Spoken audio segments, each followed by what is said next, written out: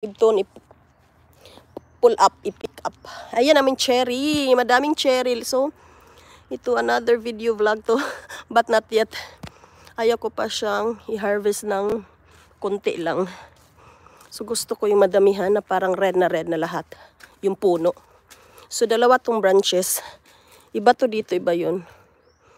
So, ayan, meron na siyang mga kagat ng mga langgam, mga ibon. Hayaan ko muna, ayun. Meron na nag-green, nag-dark red. So, hayaan ko muna siya dyan. Ayan, ito naman siya ang orange at ito ang mandarin. So, happy ang mga plants, pati ang mga grass kasi nga, summer na. So, mainit na, mag-barbecue kami soon.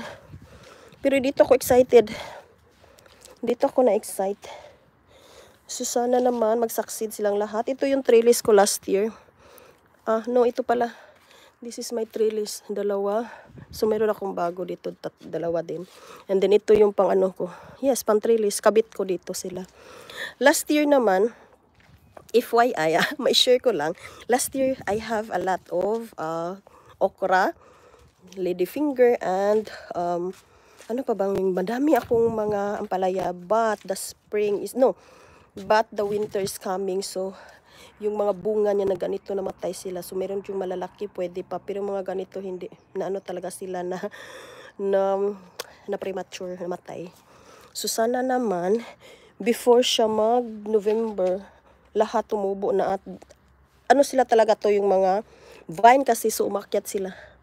Itong mga ampalaya umakyat sila. So, hanggang dito yan. Imagine ito yung wall namin. So, mataas pa siya, matangkad pa siya dito. So, hindi na kaya yung trellis ko. So, dito siya. Happy ako kasi nga, ito yung paborito ko na gulay na Pilipino gulay. Si ampalaya. So, si chili, hindi ko pa alam kung chili ba talaga. Pero sabi ni Google, chili daw yan. So, iwan ko. Kasi nga, yung soil nito guys, this soil is from here. So, madaming mga grass, mga weeds. Tapos, nilagyan ko siya ng fertilizer, yung black.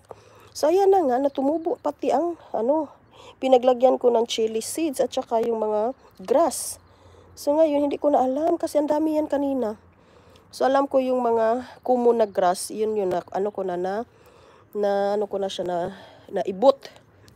So, ngayon naman, ayan, sabi ni Google, chilies daw yan, pati yun, iwan ko. Kung hindi yan chilies, lagnoton ko na. So, ito lang pinaka-happy ko. Meron akong 14 na plants na ampalaya. Meron ako ditong dalawa lang ang okra. Dati I have 12 okra. Radish and chili daw yun. Again, I'm not yet sure. Yun lang. Ang sure ko is 14 yung okra, ampalaya ko. Yun lang. So, kung hindi mag-succeed yung mga chili dyan, anyways, okay lang. And ito yung bago kong bili. Yan. And this one, rosemary. Ang bango nitong rosemary, guys. Pwede ka mag-grill ng mga meat. Lagyan mo siya ng ganito. And ito yung African flower. Ganda lang combination nila, no?